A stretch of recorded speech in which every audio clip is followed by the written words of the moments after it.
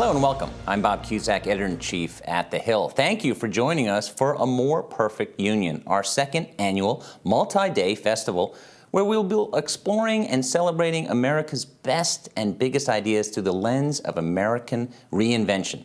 We will bring together political leaders, entrepreneurs, policy innovators, and disruptors to discuss some of the most urgent issues of our time.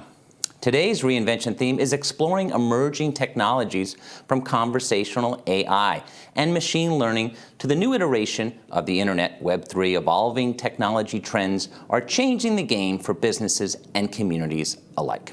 How did the pandemic speed up digital transformation and innovation? And how are we keeping up with the momentum of ever-growing tech trends? We'll be discussing those topics today and more. Before we begin, I'd like to thank our sponsor, Altria, for its support of this program. We will be bringing you multiple sessions of programming over the next 3 days, and you can watch them all or tune in to specific segments. Go to our website, thehill.com/events, for all the details. And a few housekeeping notes before we begin. You can tweet us at The Hill Events using the hashtag TheHillAMPU. And if you experience any trouble with the live stream, which can happen from time to time, please refresh the page. That should be a quick fix. From banking and e-commerce to the travel and hospitality industry, more and more companies are adopting conversational AI to engage with customers. What is the future of conversational AI, and how is it changing the game for business? Joining me now is Andrei Papancea, CEO and Chief Product Officer at NLX, a tech startup he founded in 2018 that brings conversational AI to companies at scale. Prior to this, he built the natural language understanding platform for American Express. Welcome, Andrei. Thank you, Bob. Thanks for having me. Well, as I mentioned, you co-founded NLX a few years ago. Can you tell us what was the impetus? What was the need? What were you thinking that this needs to happen? Growing up in Romania, entrepreneurship was at my heart. I started building and selling technology ever since I was in 5th grade. So when the opportunity came post my experience at the American Express to solve these problems at the larger scale, I jumped right on it. Back in 2015, 2016, I was at the American Express and I was tasked with building what you'd colloquially call the conversational AI platform. In a nutshell, as a consumer, is just the chatbot platform, the virtual assistant platform that can augment American Express's operations to better service customers alongside humans. And after that experience at the scale of American Express, and after having done some consulting in the space for other companies, I noticed an opportunity to just do better and help companies be more operationally efficient. You mentioned you moved from Romania, and now your company is doing great. You're a big success. But how scary was that in the beginning when you came here and set up that technology for American Express?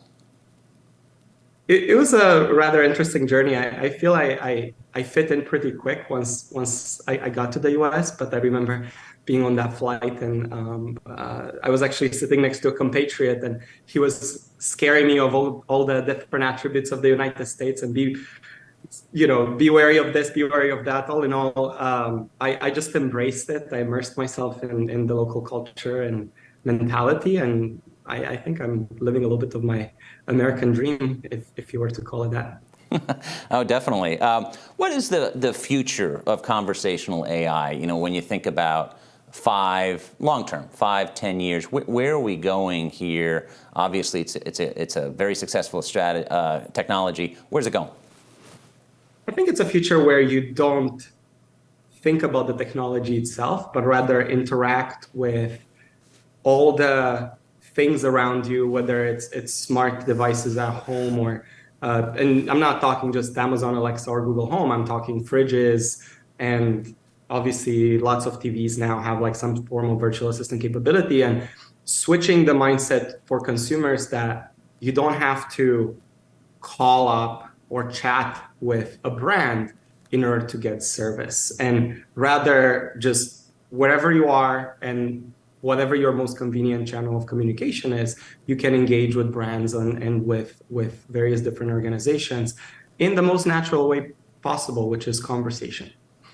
Andrei, can you tell us what industries use this technology, and what industries do you think it really could grow and expand as business leaders see how useful it is?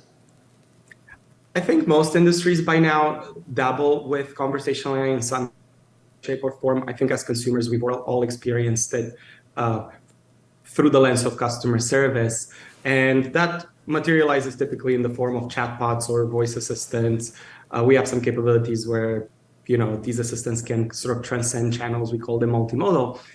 But it goes all the way to, let's say, applications in the US military where, you can augment the fighter's experience with all kinds of capabilities, all the way to, let's say, space, where, for those of you who maybe didn't think about it, like a spacesuit is a very difficult environment to operate in. And being able to get easier access to certain capabilities of your spacesuit or whatever the mission might be, and be able to just verbalize them as opposed to pressing buttons and moving around is a very powerful thing. So when we think in terms of like the accessibility that conversational AI provides, it's pretty ubiquitous. And I think the pandemic's also exposed that quite a bit. A little bit, I remember being in New York, and after the first couple of weeks of the pandemic, it just showed us how brittle the economy is and how reliant we are on so many different services. And I think technology like conversational AI can help augment that and make it easier for operations, regardless of what they are, to scale better. If you're making the pitch to use this technology, and I own a business, but I'm reluctant, what's your pitch? I mean, obviously you have, I'm sure, countless other examples of how this has helped businesses, but do you play that card, or how do you convince people who are resistant to change? My pitch would be it's a customer experience play. Don't put it in the bucket of cost savings or replacing people or any of that, because ultimately, just from a technology standpoint, I don't see this technology replacing people anytime soon. And as a matter of fact, people are critical to the operations because they are still able to handle some of the most complex tasks. But at the same time, if you walk backwards from an ideal customer experience, this type of technology can help you achieve that. And oftentimes, the AI systems will go side by side with the human agent to deliver better service. And I think the moment organizations and businesses think through that lens, obviously cost savings and some of those other attributes that sometimes they put first are going to be a benefit of it. But ultimately, when you put your customer first or your user first, only goodness comes out of that. So that would be my strong pitch. That's a pretty good pitch, I got to tell you. Is it easily implemented?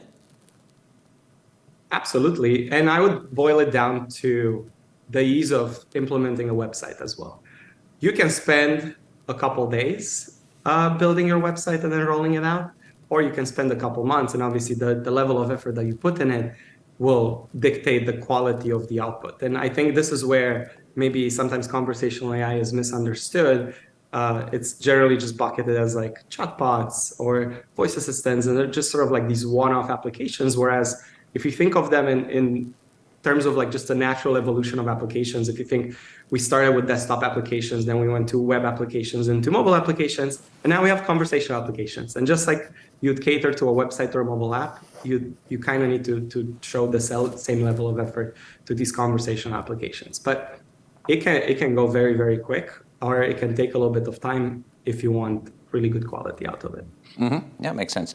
The White House recently put out a blueprint of AI Bill of Rights. What was your reaction to that document? I actually was very excited to see that because I think it started the conversation, and it showed probably various different industries that the government is starting to care about it. And I like the different elements that they put forward. I think transparency is a very important aspect of these systems.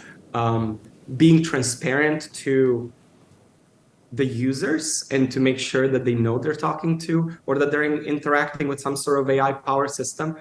Because oftentimes I've encountered situations where companies try to mask the fact that there might be some AI under the hood or some form of an assistant, and that's not good. It's deceitful, and ultimately customers should know. So like I think it's a wonderful step. I think there's more opportunities to maybe like regulate it a little bit more and even sort of set a standard, right? Like having the government use more of these AI systems and capabilities and technologies and sort of set the standard for what that fair system looks like, right? Like they talk about it, but put forward something that actually can be the thing that other organizations look up to.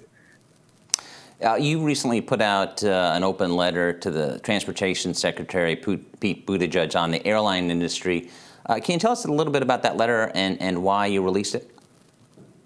Yeah, I think with the holidays coming up, it's just a constant reminder of how everything was brought to a standstill back in 2020 and how the airline industry was bailed out and it's impacted all of us. Not obviously, it's impacted the employees and the staff of the airlines, and it's impacted all of us people reliant on travel and going places and whatnot. And since Secretary Pete has been so outspoken and about passenger rights and making sure that everyone benefits and has a right to a good experience, it just felt like the right audience to sort of nudge them and almost like raise our hand a little bit, like we're here, there's other companies like us trying to make this experience better.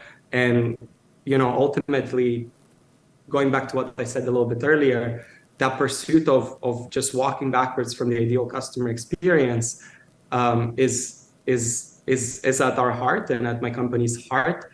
And ultimately, as travelers, it's always great when you can solve a problem for that's directly applicable to you. So absolutely. Last question. We're heading into the new year, obviously the holiday season now. What are you looking for forward to, whether it's emerging technologies or where the industry is going in this space in the new year? I'm seeing some amazing technology being released. I think over the past couple of days, I think everyone's seen this chat GPT-3 thing sort of like pop up on everyone's news feed. So for one, seeing these types of like technological advancements is always very exciting.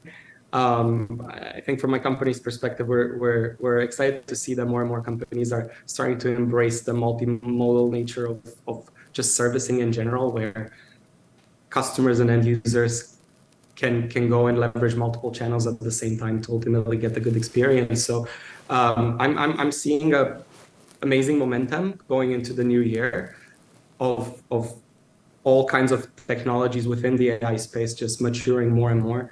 And as a technologist, that's very exciting to me. That is good stuff. Andrei, thanks for joining us today. Pleasure. Thank you so much, Bob. Thank you for having me.